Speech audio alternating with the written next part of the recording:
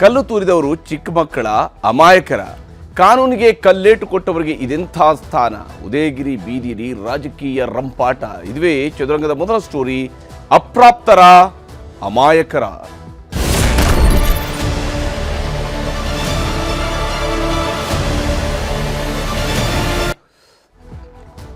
ದೊಂಬಿ ಎಬ್ಬಿಸಿ ಆ ದೊಂಬಿ ಆರೋದ್ರ ಮುಂಚಿತವಾಗಿ ಅಲ್ಲಿ ಎಸೆದಿರುವಂತಹ ಕಲ್ಲುಗಳಿಂದ ಆಗಿರುವ ಗಾಯಕ್ಕಿಂತ ಮುಖ್ಯವಾಗಿ, ಆ ಗಾಯಗಳು ಮಾಸುವಕ್ಕಿಂತ ಮುಂಚಿತವಾಗಿ ಯಾರು ಕಲ್ಲು ಹೊಡೆದಿದ್ದಾರೋ, ಯಾರು ಕಾನೂನನ್ನು ಕೈಗೆತ್ತಿಕೊಂಡಿದ್ದಾರೋ, ಯಾರು ಕಾನೂನನ್ನ ಭಂಗ ಮಾಡಿದ್ದಾರೋ, ಯಾರು ಕಾಕಿಯ ಮೇಲೆ ತನ್ನ ದರ್ಪವನ್ನು ತೂರುವಂತಹ ಕೆಲಸವನ್ನು ಮಾಡಿದ್ದಾರೋ ಅಂಥವರನ್ನು ಅಮಾಯಕರು, ಅಪ್ರಾಪ್ತರು ಯಾವ್ಯಾವ ಶಬ್ದಗಳಿಂದ ಬಳಕೆ ಮಾಡ್ತಾ ಇದ್ದಾರೆ ಅನ್ನೋಂಥ ನೋಡ್ತಾ ಹೋದಾಗ ನಮ್ಮ ರಾಜ್ಯದಲ್ಲಿ ಏನು ನಡೀತಿದೆ ಅನ್ನುವಂತಹ ಪ್ರಶ್ನೆ ನಮಗೆಲ್ಲರೂ ಕೂಡ ಮೂಡ್ತಾ ಇರುವಂಥದ್ದು.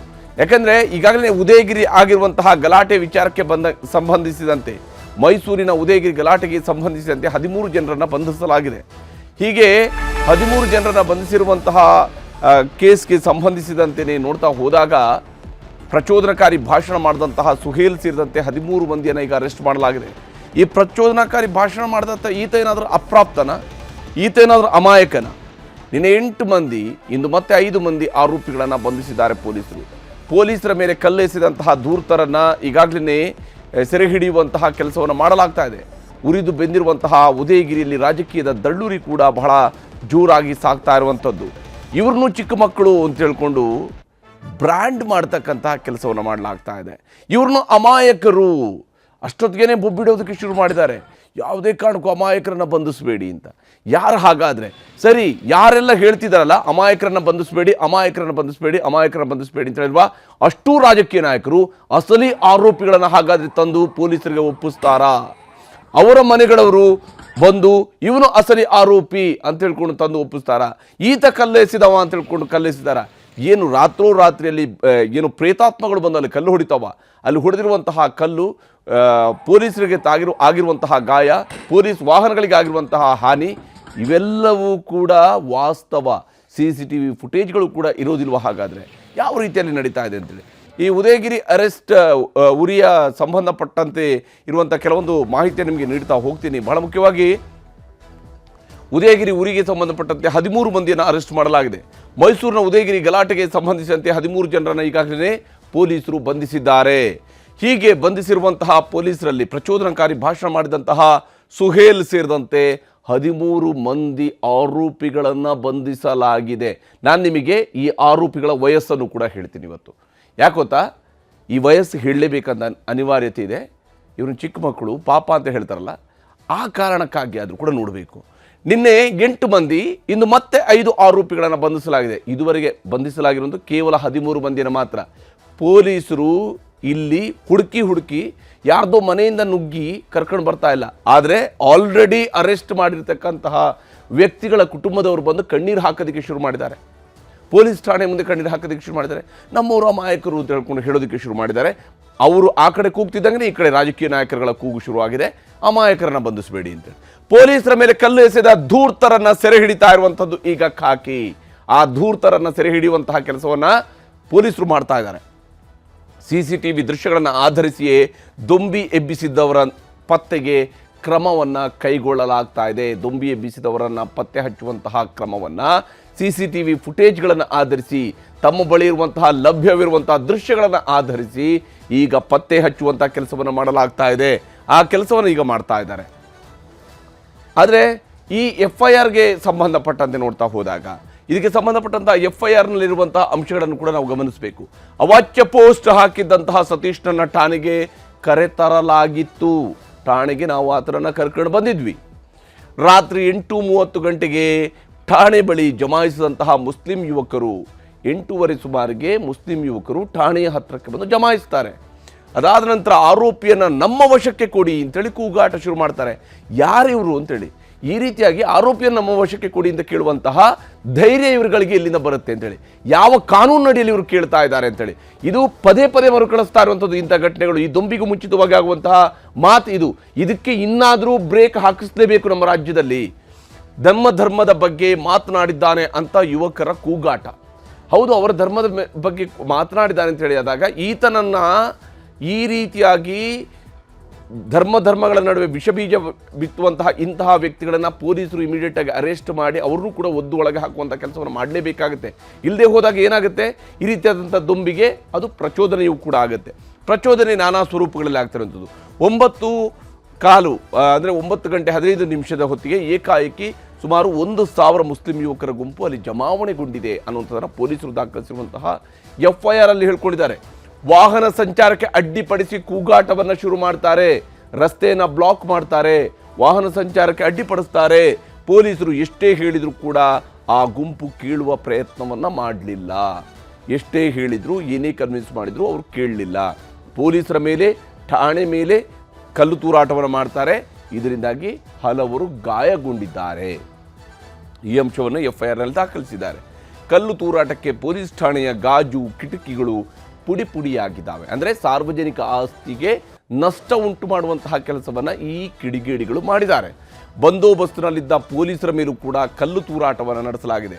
ಅಂದರೆ ಇವರಿಗೆ ಪೊಲೀಸರ ಮೇಲೆ ಲವಲೇಶದಷ್ಟು ಕೂಡ ಭಯ ಇಲ್ಲ, ಕಾನೂನಿನ ಭಯ ಇಲ್ಲ, ಖಾಕಿಯ ಭಯ ಇಲ್ಲ. ಸಮಾಜದಲ್ಲಿ ಭಯ ಹುಟ್ಟಿಸುವಂತಹ ವಾತಾವರಣವನ್ನು ಇವರು ನಿರ್ಮಿಸೋದಕ್ಕೆ ಅಲ್ಲಿ ಮುಂದಾಗಿದ್ರು.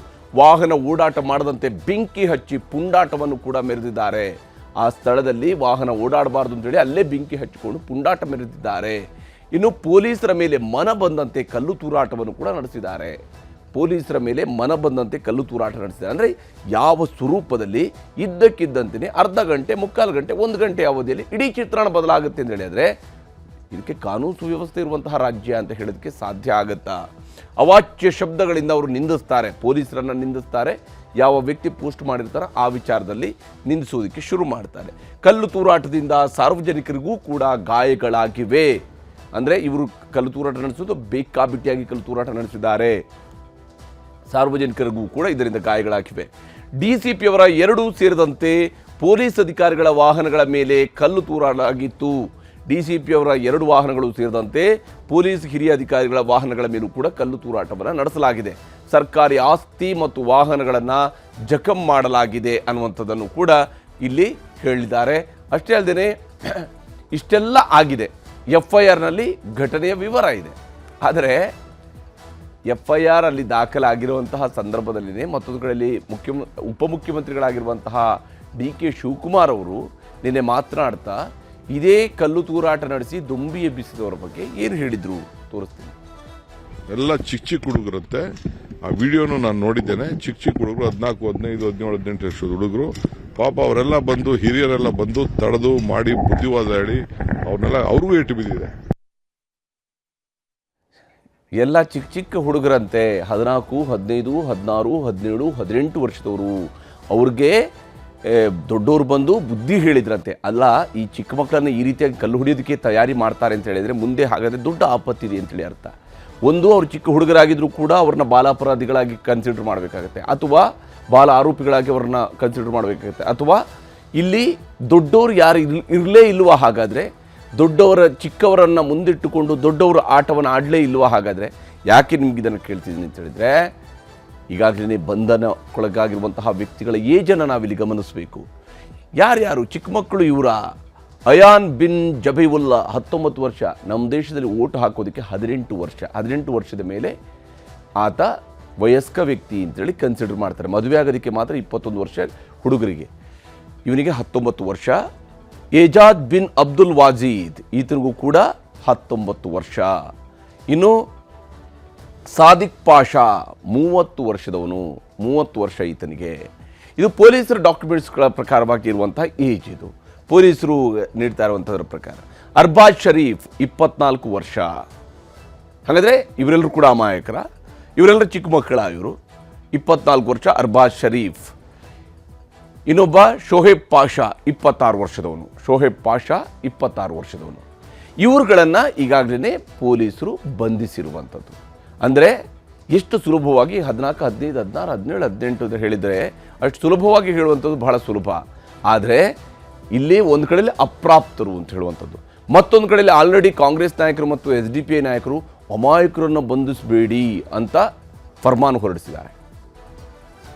ಮಾಡಿ ಮತ್ತೆ 100 ಜನ 200 ಜನ ಅರೆಸ್ಟ್ ಮಾಡೋದು, ಇನ್ನೋಸೆಂಟ್ಗಳನ್ನೆಲ್ಲ ಅರೆಸ್ಟ್ ಮಾಡೋದು, ಒಳಗಡೆ ಹಾಕೋದು, ಇವನ ಇದಕ್ಕೆ ಕೈ ಹಾಕಬೇಡಿ.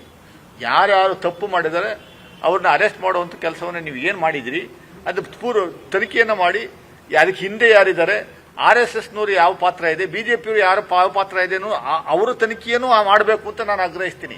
ಬರೀ ಒನ್ ಸೈಡ್ ಅಲ್ಲ, ಈ ವ್ಯಕ್ತಿನ ಮಂಪರು ಪರೀಕ್ಷೆಗೆ ಒಳಪಡಿಸಿ ಇವನ ವಿರುದ್ಧ ಇವನ ಪರವಾಗಿ ಯಾರ್ಯಾರು ನಿಂತಿದ್ದಾರೆ ಅನ್ನುವಂಥದ್ದು ಹೊರಗಡೆ ತೆಗೆದು ಅವ್ರ ವಿರುದ್ಧನೂ ಕೇಸ್ ದಾಖಲು ಮಾಡಬೇಕು ಅನ್ನುವಂಥದ್ದು ನನ್ನ ಆಗ್ರಹ ಆಗಿರುತ್ತದೆ. ನಾನು ಕೇವಲ ಅವ್ರಿಗೆ ಸೂಚನೆ ಕೊಟ್ಟಿರುವಂತದ್ದು, ಅಮಾಯಕರಿಗೆ ತೊಂದರೆ ಆಗಕೂಡದು, ಮಿಕ್ಕಿದ್ದು ಏನ್ ಮಾಡಬೇಕು ಅದು ಮಾಡಲೇಬೇಕು. ಪರಿಸ್ಥಿತಿನ ನಾವು ನಿರಂತರ ಮಾಡುವಂತದಕ್ಕೆ ಎಲ್ಲಾ ಕ್ರಮಗಳನ್ನ ತಗೊಳ್ಳೋಕೆ ಮುಂದಾಗ್ತದೆ. ನೋಡಿ, ಆ ಕಾರಣಕ್ಕಾಗಿ ಯಾರು ಪ್ರಚೋದನಕಾರಿ ಭಾಷಣಗಳು ಮಾಡ್ಯಾರೋ ಅಥವಾ ಯಾರು ಪಿತೂರಿ ನಡೆಸಿದಾರೋ ಅಂತವ್ರನ್ನ ಪತ್ತೆ ಹಚ್ಚುವಂತ ಕೆಲಸ ಪೊಲೀಸ್ ಇಲಾಖೆ ಮಾಡುತ್ತೆ. ಇದರಲ್ಲಿ ಯಾರು ತಪ್ಪಿತಸ್ಥರಿದ್ದಾರೋ ಅವ್ರನ್ನ ಕಾನೂನು ಕ್ರಮ ಕೈಗೊಳ್ಳಬೇಕು. ಅದಕ್ಕೆ ಯಾವುದೇ ತಡೆ ನಾವು ಒಡ್ಡೋದಿಲ್ಲ. ಅವರು ಯಾರು ತಪ್ಪು ಮಾಡಿದರೆ ಅವರಿಗೆ ಏನು ಕಾನೂನು ಪ್ರಕಾರ ಏನು ಕ್ರಮ ಕೈಗೊಳ್ಳಬೇಕು ಕೈಗೊಳ್ಳಿ. ಆದರೆ ಒಬ್ಬನೇ ಒಬ್ಬ ಅಮಾಯಕ ಇದರಲ್ಲಿ ಬಲಿಯಾಗಬಾರದು. ಒಬ್ಬನೇ ಒಬ್ಬ ಅಮಾಯಕ. ನೋಡಿ, ಇಲ್ಲಿ ಒಬ್ಬನೇ ಒಬ್ಬ ಅಮಾಯಕನಿಗೂ ಕೂಡ ಶಿಕ್ಷೆ ಆಗಬಾರದು ಅನ್ನೋಂಥದ್ದೇನೆ ನಮ್ಮ ದೇಶದ ಕಾನೂನು ಹೇಳುವಂಥದ್ದು. ನಮ್ಮ ದೇಶದ ಕಾನೂನು ಹೇಳುತ್ತೆ 100 ಜನ ಅಪರಾಧಿಗಳಿಗೆ ಶಿಕ್ಷೆ ಆಗದಿರೋ ಪರವಾಗಿಲ್ಲ, ಒಬ್ಬ ನಿರಪರಾಧಿಗೆ ಶಿಕ್ಷೆ ಆಗಬಾರ್ದು ಅಂತೇಳಿ. ಅದನ್ನು ರಾಜಕೀಯ ಪುಡಾರಿಗಳು ನಿಂತುಕೊಂಡು ಹೇಳಬೇಕಂತ ಭಾಷಣ ಮಾಡಬೇಕಾದ ಅವಶ್ಯಕತೆ ಇಲ್ಲ. ಆದರೆ ಇಲ್ಲಿ ಅರೆಸ್ಟ್ ಮಾಡೋದಕ್ಕಿಂತ ಮುಂಚಿತವಾಗಿಯೇ ಅರೆಸ್ಟ್ ಈಗಾಗಲೇ ಕೇವಲ 13 ಜನರಾಗಿದ್ದು, ಆಗಲೇ KPCC ವಕ್ತಾರರು ಹೇಳಕ್ಕೆ ಶುರು ಮಾಡಿದರೆ, ನೀವು 100-200 ಜನರನ್ನೆಲ್ಲ ಕರ್ಕೊಂಡು ಬಂದು ಅಮಾಯಕರನ್ನ ಇನ್ನೋಸೆಂಟ್ಗಳನ್ನು ಕರ್ಕೊಂಡು ಬರಬೇಡಿ ಅಂತೇಳಿ. ಅಂದರೆ ಇವರೇ ನಂಬರ್ಗಳನ್ನು ಹೇಳ್ತಾ ಇದ್ದಾರೆ, ಇಷ್ಟೆಲ್ಲ ಹೋಗಬಾರ್ದು ಅಂತ ಹೇಳಿ. ಈ ಬಾರಿ ಇಷ್ಟೆಲ್ಲ ನಂಬರ್ಗಳಲ್ಲಿ ನೀವು ಅರೆಸ್ಟ್ ಮಾಡಬಾರ್ದು ಅನ್ನೋಂಥದ್ದನ್ನು ಅವರೇ ಓಪನ್ ಆಗಿ ಹೇಳ್ತಾ ಇದ್ದಾರೆ. ಹಾಗಾದರೆ ಅಷ್ಟು ಜನ ಅಲ್ಲಿ ಜಮಾಯಿಸಿದವ್ರನ್ನ ಯಾರು, ಯಾವ ಕಾರಣಕ್ಕಾಗಿ, ಕಲ್ಲು ತೂರಾಟವನ್ನು ನಡೆಸಿದವರು ಯಾರು, ಯಾವ ಕಾರಣಕ್ಕಾಗಿ? ಇವರು ಚಿಕ್ಕ ಮಕ್ಕಳ, ಅಮಾಯಕರ, ಕಾನೂನು ಸುವ್ಯವಸ್ಥೆಯ ಕಿಡಿ ಹೊತ್ತಿಸಿದವರ ಮೇಲೆ ಇದೆಂಥ ಅನುಕಂಪ ಅಂತೇಳಿ. ಯಾಕೆ ಇವರ ಮೇಲೆ ಅನುಕಂಪ ಯಾಕೆ ತೋರಿಸ್ಬೇಕು? ನಾನು ಹೇಳ್ತಿರೋಂಥದ್ದು ಇಲ್ಲಿ ಧರ್ಮದ ವಿಚಾರದಲ್ಲಿ ಮುಖ್ಯ ಅಲ್ಲ ಯೋಚನೆ ಮಾಡಬೇಕಂತ. ಇಲ್ಲಿ ಕಾನೂನಿನ ವಿರುದ್ಧ ಯಾರ್ಯಾರು ಹೊರಟಿದ್ದಾರೆ, ಕಾನೂನಿನ ಮೇಲೆ ಸವಾರಿ ಮಾಡೋಕ್ಕೆ ಯಾರು ಹೊರಟಿದ್ದಾರೆ ಅಂಥವ್ರ ವಿರುದ್ಧ ಕ್ರಮ ಕೈಗೊಳ್ಳಲೇಬೇಕು. ಇಲ್ಲಿ ಅನುಕಂಪ ತೋರಿಸಬಾರ್ದು. ಕಣ್ಣೆದುರೇ ಸಾಕ್ಷಿ ಇರೋವಾಗಲೂ ಕೂಡ ಚಿಕ್ಕ ಮಕ್ಕಳು ಅನ್ನುವಂಥದ್ದು ಸರಿನಾ? ಇವ್ರನ್ನ ಚಿಕ್ಕ ಮಕ್ಕಳು ಅಂತ ಹೇಳ್ಕೊಂಡು ಮೊದಲೇ ಬ್ರ್ಯಾಂಡ್ ಮಾಡೋಕ್ಕೆ ಹೋಗೋದು, ಇವರು ಅಮಾಯಕರು ಅಂತೇಳಿ ಬ್ರ್ಯಾಂಡ್ ಮಾಡೋಕ್ಕೆ ಹೋಗೋದು. ಹಾಗಾದರೆ ಪೊಲೀಸರಿಗೆ ನೀವೇ ಹೇಳಿಬಿಡಿ, ಇಷ್ಟು ಜನರನ್ನು ಅರೆಸ್ಟ್ ಮಾಡಿ ಸಾಕು, ಇಷ್ಟು ಜನ ಕಲ್ಲು ಹೊಡೆದಿದ್ದಾರೆ ಅಂತೇಳಿ ತೋರಿಸಿ ನಾಳೆ ದಿವಸ ಕೋರ್ಟ್ಗೆ ಹೋಗುತ್ತೆ, ನೀವು ಯಾವುದೇ ಸಾಕ್ಷಿಗಳನ್ನು ಸಂಗ್ರಹಿಸಬೇಡಿ, ಖುಲಾಸೆ ಆಗೋಗಿ ಬರಲಿ ತಿಳ್ಕೊಂಡು. ಈ ರೀತಿಯಾದಂಥ ಆಡಳಿತ ವ್ಯವಸ್ಥೆ ನಮ್ಮ ರಾಜ್ಯದಲ್ಲಿ ಇದೆಯಾ? ಹಾಗಾದರೆ DCM DK ಶಿವಕುಮಾರ್ಗೆ ಅಧಿಕಾರಿಗಳು ತಪ್ಪು ಮಾಹಿತಿಯನ್ನು ಕೊಟ್ಟಿದ್ದಾರಾ? ಉಪಮುಖ್ಯಮಂತ್ರಿಗಳು 14, 15, 16 ಅಂತ ಹೇಳ್ಕೊಂಡು ಬಹುಶಃ ಅವರಿಗೆ ಕನಸಲ್ಲಂತೂ ಬರೋದಕ್ಕೆ ಅನಿಸಿಲ್ಲ. ಒಂದು ಅಧಿಕಾರಿಗಳು ತಪ್ಪು ಮಾಹಿತಿ ಕೊಟ್ಟಿರಬೇಕು, ಅಥವಾ ಕಾಂಗ್ರೆಸ್ನ ಸ್ಥಳೀಯ ನಾಯಕರುಗಳು ತಪ್ಪು ಮಾಹಿತಿಯನ್ನು ಕೊಟ್ಟಿರಬೇಕು. ತಪ್ಪು ಮಾಹಿತಿಯನ್ನು ಹಾಗಾದರೆ ಉಪಮುಖ್ಯಮಂತ್ರಿಯವರಿಗೆ ಕೊಟ್ಟಿದ್ದಾರಾ? ಚಿಕ್ಕ ಮಕ್ಕಳನ್ನು ಮುಂದಿಟ್ಟುಕೊಂಡು ಕೃತ್ಯ ಎಸಗಿದ್ರ ದೊಡ್ಡವರು ಅನ್ನುವಂಥದ್ದು ಕೂಡ ಇದ್ದೇ ಇದೆ. ಯಾಕೆಂದರೆ ಕೇಸು ನಿಲ್ಲೋದಿಲ್ಲ, ಚಿಕ್ಕ ಮಕ್ಕಳು ಅಂತ ತಿಳ್ಕೊಂಡು ಬಿಟ್ಟು ಕಳಿಸ್ತಾರೆ, ಬುದ್ಧಿ ಹೇಳಿ ಕಳಿಸ್ತಾರೆ ಅನ್ನೋ ಕಾರಣಕ್ಕೆ ಚಿಕ್ಕ ಮಕ್ಕಳನ್ನು ಮುಂದಿಟ್ಕೊಂಡು ದೊಡ್ಡವರು ಈ ಕೆಲಸವನ್ನು ಮಾಡ್ತಿದ್ದಾರಾ ಅದು ತನಿಖೆ ಆಗಬೇಕಲ್ವಾ? ರಾಜಕಾರಣಕ್ಕೋಸ್ಕರ ಸೈತಾನ್ಗಳನ್ನು ಚಿಕ್ಕ ಮಕ್ಕಳು ಅಂತೇಳಿ ಹೇಳಲಾಗ್ತಾ ಇದೆಯಾ ಅಂತೇಳಿ. ಈ ರೀತಿಯಾದಂತಹ ಸೈತಾನ್ಗಳನ್ನು ನೀವು ರಾಜಕೀಯ ಕಾರಣಕ್ಕೋಸ್ಕರವಾಗಿ ಚಿಕ್ಕ ಮಕ್ಕಳು ಅಂತೇಳಿ ಬ್ರ್ಯಾಂಡ್ ಮಾಡ್ತೀರಾ? ಯಾವ ಕಾರಣಕ್ಕಾಗಿ? ಯಾಕೆಂದರೆ ಇಂತಹ ಪ್ರಕರಣಗಳನ್ನು ಸಂಪೂರ್ಣವಾಗಿ ಮಟ್ಟ ಹಾಕಬೇಕು ಕರ್ನಾಟಕದಲ್ಲಿ. ಇದು ಕರ್ನಾಟಕವನ್ನು ಸರ್ವ ಜನಾಂಗದ ಶಾಂತಿಯ ತೋಟ ಅಂತ ಹೇಳ್ಕೊಂಡು ಕರಿಬೇಕು ಅಂತ ಹೇಳೋದು ಬಾಯಿ ಮಾತಲ್ಲಿ ಹೇಳಿದರೆ ಸಾಕಾಗೋದಿಲ್ಲ. ಸರ್ವ ಜನಾಂಗದ ಶಾಂತಿಯ ತೋಟ ಅನ್ನುವಂಥದ್ದು ಎಲ್ಲ ಜನಾಂಗಗಳು ಶಾಂತಿಯಿಂದ ಬದುಕುವಂಗೆ ಆಗಬೇಕು. ಯಾವುದೋ ಒಂದಿಷ್ಟು ಮಂದಿ ಶಾಂತಿ ಭಂಗ ಮಾಡ್ತಾ ಹೋಗ್ತಾ ಇದ್ದರೆ ಸರ್ವ ಜನಾಂಗದ ಶಾಂತಿಯ ತೋಟದ ಸ್ಥಾಪನೆ ಆಗೋದಿಲ್ಲ. ಚಿಕ್ಕ ಮಕ್ಕಳು ಗಲಾಟೆ ಮಾಡ್ತಿದ್ರೆ ಅಮಾಯಕರು ನೋಡ್ತಾ ನಿಂತಿದ್ರ? ಇಲ್ಲಿ ಈಗಾಗಲೇ ಠಾಣೆಯ ಮುಂದೆ ಹೆಣ್ಮಕ್ಳು ಬಂದು ಅಳೋದಕ್ಕೂ ಕೂಡ ಶುರು ಮಾಡಿದ್ದಾರೆ. ನಮ್ಮನೆಯವ್ರನ್ನ ಕರ್ಕೊಂಡು ಬಂದಿದ್ದಾರೆ, ಅವರು ಇರಲೇ ಇಲ್ಲ, ಅಲ್ಲಿ 1 ಗಂಟೆಗೆಲ್ಲೋ ಹೋಗಿದ್ರು. ಈ ರೀತಿಯಾದಂತಹ ಮಾತುಗಳು ಬರೋಕ್ಕೆ ಶುರು ಆಗುತ್ತೆ. ಈಗಾಗಲೇ ಹಳೆ ಹುಬ್ಬಳ್ಳಿ, KG ಹಳ್ಳಿ, DJ ಹಳ್ಳಿ ರೀತಿಯ ಇಲ್ಲೂ ಕೂಡ ಅಮಾಯಕರದ್ದೇ ಆಟವಾ ಹಾಗಾದರೆ ಅಂತ ಇವ್ರನ್ನ ಅಮಾಯಕರು ಅಂತ ಹೇಳ್ಬಿಡೋದು ಇವ್ರದ್ದೇ ಆಟನ. ಹಾಗಾದರೆ ಕಾನೂನಿಗೆ ಕೊಳ್ಳಿ ಇಟ್ಟವರ ವಿಚಾರದಲ್ಲಿ ಅಮಾಯಕರು ಅನ್ನುವಂಥದ್ದು ಎಷ್ಟು ಸರಿ? ಇದು ಸಾರ್ವಜನಿಕ ವಲಯದಲ್ಲಿರುವಂಥ ಪ್ರಶ್ನೆ. ಕಾನೂನಿಗೆ ಕೊಳ್ಳಿ ಇಟ್ಟಂಥವ್ರನ್ನ ನೀವು ಅಮಾಯಕರು ಅಂತೇಳಿ ಕರಿತೀರಾ? ಹೇಗೆ ಇದು ಕರಿತೀರಿ ಅಂತೇಳಿ ಪೊಲೀಸರು ಬಂಧನ ಮಾಡ್ತಾ ಇದ್ದಂತೆ ಅಮಾಯಕರು ಅನ್ನುವಂಥ ಆಕ್ರಂದನ ಶುರುವಾಗ್ತಾ ಇರೋದು ಯಾಕೆ? ಇವರೇ ಹೇಳೋಕ್ಕೆ ಶುರು ಮಾಡ್ತಾರೆ, ಒಬ್ಬೇ ಒಬ್ಬ ಅಮಾಯಕರಿಗೆ ಶಿಕ್ಷೆ ಆಗಬಾರ್ದು, ಒಬ್ಬೇ ಒಬ್ಬ ಅಮಾಯಕರನ್ನ ಕರ್ಕೊಂಡು ಹೋಗ್ಬಾರ್ದು. ಹೌದು ಸ್ವಾಮಿ, ಒಬ್ಬೇ ಒಬ್ಬ ಅಮಾಯಕರನ್ನ ಕರ್ಕೊಂಡು ಹೋಗಬಾರ್ದು, ಅದರಲ್ಲಿ 2 ಮಾತೇ ಇಲ್ಲ. ಒಬ್ಬ ನಿರಪರಾಧಿಗೆ ಶಿಕ್ಷೆ ಆಗಬಾರ್ದು. ಆದರೆ ಇಲ್ಲಿ ಕಲ್ಲು ಹೊಡೆದಿರುವಂತಹ ವ್ಯಕ್ತಿಗಳನ್ನು ಈ ಮುಖಂಡರುಗಳು ಕರ್ಕೊಂಡು ಬಂದು ಕೊಡ್ತಾರ ಪೊಲೀಸರಿಗೆ. ಇದರ ನಡುವೆ ಹಾಗೆಂತೇಳಿ ಪೊಲೀಸರು ಮಾಡಿರುವಂಥ ಕ್ರಮ ಎಲ್ಲವೂ ಕೂಡ ಸರಿಯಾಗಿದೆ ಅಂತ ಹೇಳಿಲ್ಲ. ಪೊಲೀಸರ ಮೇಲೂ ಕೂಡ ಒಂದಿಷ್ಟು ಅನುಮಾನಗಳಿದ್ದಾವೆ. ಅವಾಚ್ಯ ಪೋಸ್ಟ್ ಬಗ್ಗೆ ದೂರು ಸ್ವೀಕರಿಸೋದಕ್ಕೆ ವಿಳಂಬ ಮಾಡಿದ್ದು ಯಾಕೆ? ಪೊಲೀಸರು ತಮ್ಮ ಕರ್ತವ್ಯವನ್ನು ಸರಿಯಾಗಿ ಯಾಕೆ ನಿಭಾಯಿಸಿಲ್ಲ? ಇಂಥದ್ದೊಂದು ಪರಿಸ್ಥಿತಿಯನ್ನು ಯಾಕೆ ಪೊಲೀಸರು ಸೃಷ್ಟಿ ಮಾಡಿದ್ರು? ದೂರು ಕೊಡೋದಕ್ಕೆ ಹೋದಾಗ ಇಂಥ ಕೇಸ್ಗಳು 1000 ಆಗ್ತವೆ ಅಂತ ಹೇಳ್ಕೊಂಡು ಪೊಲೀಸರು ಹೇಳಿದ್ರಂತೆ. ಅಂದರೆ ದೂರು ಕೊಡೋದಕ್ಕೆ ಹೋದಾಗ ಒಂದಿನಕ್ಕಿಂತ 1000 ಕೇಸ್ಗಳು ಆಗ್ತವೆ ರೀ ಅಂತ ಹೇಳ್ಕೊಂಡು ಉಡಾಫೆಯ ಮಾತುಗಳನ್ನು ಆಡಿದ್ದಾರೆ ಅಂತ ಹೇಳಿ. ಬೆಳಗ್ಗೆ 11 ಗಂಟೆಗೆ ದೂರು ಕೊಟ್ಟರೆ 5 ಗಂಟೆವರೆಗೂ ಕೂಡ FIR ಕೂಡ ಮಾಡಿಕೊಳ್ಳಿಲ್ಲ ಆ ವ್ಯಕ್ತಿಯ ವಿರುದ್ಧ. ಯಾರು ಇಂತಹ ಪೋಸ್ಟನ್ನು ಮಾಡಿದಾನೋ ಅವನ ವಿರುದ್ಧ ದೂರು ದಾಖಲಿಸ್ಕೊಳ್ಳೋದಕ್ಕೆ ವಿಳಂಬ ಮಾಡ್ತಾರೆ ಅಂತ ಹೇಳಿ. ಬರೋಬ್ಬರಿ 1000 ಜನರಿಂದ ದೊಂಬಿ ಅಂತ FIRನಲ್ಲಿ ಹೇಳಿದ್ದು ಯಾಕೆ ಅಂತೇಳಿ 1000 ಜನ ಅಂತೇಳಿ ಇಮಿಡಿಯೇಟಾಗಿ ಒಂದು ನಂಬರನ್ನು ಪೊಲೀಸರು ಕ್ರಿಯೇಟ್ ಮಾಡಿದ್ದಾರೆ. ಹಾಗಾದ್ರೆ 1000 ಜನರನ್ನು ನೀವು ಅರೆಸ್ಟ್ ಮಾಡ್ತೀರಾ? ಅಥವಾ 1000 ಜನ ಅಂತ ಹೇಳೋದ್ರ ಮೂಲಕವಾಗಿ ಇದ್ದಕ್ಕಿದ್ದಂತೆ ಇಡೀ ಕೇಸನ್ನು ಡೈಲ್ಯೂಟ್ ಮಾಡುವಂಥ ಪ್ರಯತ್ನವನ್ನು ಪೊಲೀಸರೇ ಮಾಡ್ತಾ ಇದ್ದಾರೆ.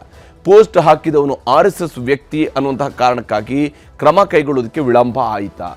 ಆ ವ್ಯಕ್ತಿ RSSಗೆ ಸಂಬಂಧಿಸಿರುವಂತಹ ವ್ಯಕ್ತಿ ಅನ್ನುವಂಥದ್ದು ಆರೋಪ ಇಲ್ಲಿ ಇದೆ. ಈಗ ಅದೇ ಕಾರಣಕ್ಕಾಗಿ ವಿಳಂಬ ಆಯಿತಾ ಅಂತ ಹೇಳಿ. ಇನ್ನು ಈ ವಿಚಾರಕ್ಕೆ ಸಂಬಂಧಪಟ್ಟಂತೆ KPCC ವಕ್ತಾರರಾಗಿರುವಂಥ ಲಕ್ಷ್ಮಣ್ ಅವರು ಮಾತನಾಡಿದರೆ ತೋರಿಸ್ತೀನಿ. ಅವರಿಗೆ ರಾಜ್ಯಾತೀತವನ್ನು ಕೊಡ್ತೀರಿ. ನೋಡಿ, ಇಲ್ಲಿ ಫೋಟೋ ಇದೆ. ಇಲ್ಲಿ ಕೂರಿಸ್ಕೊಂಡು ನೀವು ಪೊಲೀಸ್ ಸ್ಟೇಷನ್ ಒಳಗಡೆ ಅವ್ರ ಜೊತೆ ಏನು ಮಾತಾಡ್ತಾ ಇದ್ದೀರಿ? ಏನು ಕಂಪ್ಲೇಂಟ್ ಕೊಡಕ್ಕೆ ಬಂದಿದ್ರ ಅವರು? ಇಲ್ಲ ನಿಮ್ಗೇನಾದ್ರು ಹೇಳ್ಕೊಡಕ್ಕೆ ಬಂದಿದ್ರಾ? ಏನು ನಮ್ಮನ್ನ ಯಾಕೆ ನೀವು ಒಳಗಡೆ ಬಿಡಲಿಲ್ಲ? ನಮ್ಮ ಹತ್ರ ಯಾಕೆ ಮಾತಾಡಲಿಲ್ಲ? ರೋಡಲ್ಲಿ ಕೂರಿಸಿ ನಾವು ಸ್ಟ್ರೈಕ್ ಮಾಡುವಂಥ ಪರಿಸ್ಥಿತಿ ತಗೊಂಬಂದ್ರಲ್ಲ. ಜನಸಾಮಾನ್ಯರಿಗೆ ಒಂದಷ್ಟು ಗೊಂದಲ ಇದೆ. ಆ ಗೊಂದಲ ನಿವಾರಣೆಯನ್ನು ಮಾಡುವಂಥ ಕೆಲಸವನ್ನು ಮಾಡಬೇಕು. ಏನು ಮಾಡ್ತಾ ಇದ್ದೀರಿ? ರೌಂಡ್ ಟೇಬಲ್ ಕಾನ್ಫರೆನ್ಸ್ ಮಾಡಿ. ವಿರೋಧ ಪಕ್ಷ ನಾಯಕರು ಪೊಲೀಸ್ ಸ್ಟೇಷನ್ಗೆ ಯಾಕೆ ಬಂದ್ರು? RSS ಚಡ್ಡಿವಾಲಾ ಅಂತ ಹೇಳಿದ್ ನೋಡಿ. ಇಲ್ಲಿದೆ ಫೋಟೋ ನನ್ನ ಹತ್ರ. This is the man. Is he not from RSS? He sitting in baithak of RSS. Suresh ಅಣ್ಣ ಅಲಿಯಾಸ್ ಹೆಸರೇನು? ಪಾಂಡುರಂಗ. ಇದು RSSನವರು ಅಲ್ವಾ ಇವನು? RSSನವರು ಏನು ದೇಶದ ಅಭಿವೃದ್ಧಿಗೋಸ್ಕರ, ಹಿಂದುತ್ವಕ್ಕೋಸ್ಕರ, ದೇಶದ ಸ್ವತಂತ್ರಕ್ಕೋಸ್ಕರ ಹೋರಾಟ ಮಾಡಿ ಏನು ಕಡಿದು ಕಟ್ಟೆ ಹಾಕ್ಬಿಟ್ಟವ್ರೆ ಅಂತ ನನ್ನ ವಿರುದ್ಧ 5-6 ಕಡೆ ಕಂಪ್ಲೇಂಟ್ ಮಾಡೋರಪ್ಪ. ಆಮೇಲೆ ಯಾರೋ ಬಂದು ನಿಮ್ಮನ್ನು ಎದುರಿಸಿ ಅಶೋಕ್ ಅನ್ನೋರು ಆಯ್ತು ಮುಂದಿನ ದಿನಗಳಲ್ಲಿ ನಾವು ಬರ್ತೀವಿ, ನಾವು ಸರ್ಕಾರ ನಡೆಸ್ತೀವಿ, ಅದೆಲ್ಲ ಧಮಕಿ ಹಾಕಿ ಹೋಗಿದ್ದಾರೆ ಅನ್ನುವಂತ ನನಗಿರುವಂತ ಮಾಹಿತಿ. ಪೊಲೀಸ್ ಅದೆಲ್ಲ ಕಾಮನ್ ಆಗಿ ಓಪನ್ ಆಗಿ ಧಮಕಿ ಹಾಕ್ತಾವ್ರಲ್ಲ ಅವರು. ಪೊಲೀಸ್ ಸ್ಟೇಷನ್ ಒಳಗಡೆ ನುಗ್ಗದು, ಪೊಲೀಸ್ ಕಮಿಷನರ್ಗೆ DCPಗಳಿಗೆ ಧಮಕಿ ಹಾಕಿದ್ದಾರೆ ಅಂತ. ಅಲ್ಲ, FIR ಇದೆ. ನಾನು ನಿಮ್ಮನ್ನು ಕೇಳ್ತಾ ಇದ್ದೀನಿ, ದಯಮಾಡಿ 1000 ಜನ ಇದ್ದಾರ? 1000 ಜನ ಇದ್ರ ಅಲ್ಲಿ? 1000 ಜನ ಇದ್ದಾರ? 1000 ಜನ ತೋರಿಸ್ತೀರ ತಾವು ವಿಡಿಯೋದಲ್ಲಿ ಕೌಂಟ್ ಮಾಡ್ಬಿಡೋಣ ಅಂತ? ಅಲ್ಲಲ್ಲ, ಸುಳ್ಳು ಅಂತ ಹೇಳ್ತಾ ಇದ್ದೀನಿ ನಾನು. ಅಲ್ಲಲ್ಲ, ಈ ಕಲ್ಲು ತೂರಾಟದಲ್ಲಿ ಭಾಗಿಯಾಗಿರುವ ಸಂಖ್ಯೆ ಅಪ್ರಾಕ್ಸಿಮೇಟ್ಲಿ 1000 ಪೀಪಲ್ ಅಂತ ಹಾಕಿದ್ದಾರೆ. ಹೀಗೆ ಇವೆಲ್ಲವೂ ಕೂಡ ಒಂದಿಷ್ಟು ಪ್ರಶ್ನೆಗಳನ್ನು ಕಾಂಗ್ರೆಸ್ ಅವರು ಎತ್ತಿದ್ದಾರೆ. ಇಲ್ಲಿ ದೊಂಬಿ ರಾಜಕೀಯಕ್ಕೆ ಬ್ರೇಕ್ ಇಲ್ವಾ ಅಂತೇಳಿ ಸೋಷಿಯಲ್ ಮೀಡಿಯಾದಲ್ಲಿ ಅವಹೇಳನಕಾರಿ ಪೋಸ್ಟ್ ಹಾಕಿದವರ ಮೇಲೆ ತ್ವರಿತ ಕ್ರಮ ಯಾಕಿಲ್ಲ? ಯಾಕಂದರೆ ಇಂಥ ಒಂದು ಸಿಚುವೇಶನ್ ಕ್ರಿಯೇಟ್ ಆಗೋದಕ್ಕೆ ಮೂಲ ಕಾರಣ ಆಗಿರುವಂಥದ್ದು, ಮೂಲ ಕಲ್ಲು ಹೊಡೆದಂಥವನು ಈ ವ್ಯಕ್ತಿ, ಯಾರು ಪೋಸ್ಟ್ ಹಾಕಿದಂಥ ವ್ಯಕ್ತಿ. ಇಂತಹ ವ್ಯಕ್ತಿಗಳು ಕೂಡ ಸಮಾಜಘಾತಕರೇ ಇವರು ಸಮಾಜದಲ್ಲಿ ಅಶಾಂತಿಯ ಬೀಜವನ್ನು ಹುಟ್ಟು ಹಾಕೋದಕ್ಕೇ ಇರುವಂಥವ್ರು, ಎಲ್ಲ ಕಾಲದಲ್ಲೂ ಇರ್ತಾರೆ. ಇಂಥವ್ರ ಮೇಲೆ ಯಾಕೆ ಕ್ರಮವನ್ನು ಕೈಗೊಳ್ತಾ ಇಲ್ಲ? ಮೊದಲ ಹಂತದಲ್ಲಿದೆ, ತ್ವರಿತ ಕ್ರಮ ಯಾಕೆ ಆಗೋದಿಲ್ಲ? ಸಮಾಜದಲ್ಲಿ ಅಶಾಂತಿ ಕ್ರಿಯೇಟ್ ಆದ ನಂತರ ಇದನ್ನು ಕ್ರಮ ಕೈಗೊಳ್ಳಬೇಕು ಅಂತಿದೆಯಾ? ಹಾಗೆಯೇ ಅವಹೇಳನಕಾರಿ ಪೋಸ್ಟ್ ಹಾಕಿದವರು ಎನ್ನುವ ಕಾರಣಕ್ಕೆ ಕಾನೂನಿಗೆ ಕಲ್ಲು ಹೊಡೆಯುವಂತಹ ಕೆಲಸವನ್ನು ಒಂದು ಸಮುದಾಯದವರು ಮಾಡ್ತಾ ಹೋಗ್ಬೋದಾ? ಎಲ್ಲಿ ತನಕ ಮಾಡ್ತಾ ಹೋಗ್ತಾರೆ ಈ ರೀತಿಯಾದಂತಹ ಕಾನೂನಿನ ಮೇಲಿನ ಸವಾರಿಯನ್ನು? ಪೊಲೀಸರ ಮೇಲೆ ದಾಳಿ ನಡೆಸುವಂತಹ ಪ್ರವೃತ್ತಿಗೆ ರಾಜಕಾರಣಿಗಳೇ ಪ್ರೋತ್ಸಾಹವನ್ನು ಕೊಡ್ತಿದ್ದಾರೆ. ಈ ಇಡೀ ಘಟನೆಯನ್ನು, ಒಂದು ಸಣ್ಣ ಘಟನೆ, ಒಂದು ಪುಟ್ಟ ಘಟನೆ, ಏನೋ ಒಂದಿಷ್ಟು ಅಮಾಯಕರು ಈ ರೀತಿಯಾದಂತಹ ಮಾತುಗಳ ಮೂಲಕ ಡೈಲ್ಯೂಟ್ ಮಾಡುವಂಥ ಕೆಲಸ ಯಾಕೆ ಮಾಡ್ತಾರೆ? ದೊಂಬಿ ನಡೆಸಿದವರನ್ನ ಅಮಾಯಕರು ಅಂತ ರಕ್ಷಿಸುವಂಥದ್ದು ಎಷ್ಟರ ಮಟ್ಟಿಗೆ ಸರಿ? ಯಾವ ರೀತಿಯಾದಂಥ ಕ್ರಮ ಇದು? ಹೇಗೆ ಈ ರೀತಿಯಾಗಿ ಇವ್ರನ್ನ ಅಮಾಯಕರು ಅನ್ನುವಂಥ ಸರ್ಟಿಫಿಕೇಟನ್ನು ಇವರಿಗೆ ಕೊಡೋದು ಯಾರು? 1000 ಜನ ಸೇರಿ ಕಲ್ಲು ಹೊಡೆದಾಗ ಇವರಿಷ್ಟು ಜನ ಅಮಾಯಕರು ಅಂತ ಹೇಳ್ಕೊಂಡು ಈ ಸರ್ಟಿಫಿಕೇಟನ್ನು ಕೊಡ್ತಾ ಇರುವಂಥ ಏಜೆನ್ಸಿಗಳವ್ರನ್ನ ಯಾರವರು ಸರ್ಟಿಫಿಕೇಟ್ ಕೊಡ್ತಾ ಇದ್ದಾರಲ್ಲ, ಅಮಾಯಕರು ಸರ್ಟಿಫಿಕೇಟ್, ಇವರೆಲ್ಲ ಯಾರು ಅನ್ನುವಂಥದ್ದು. ಯಾಕಂದರೆ ಇಂತಹ ದೊಂಬಿಗಳನ್ನು ಹತ್ತಿಕ್ಕಬೇಕಾದ ಕೆಲಸವನ್ನು ಸರ್ಕಾರ ಮಾಡಲೇಬೇಕಾಗಿದೆ.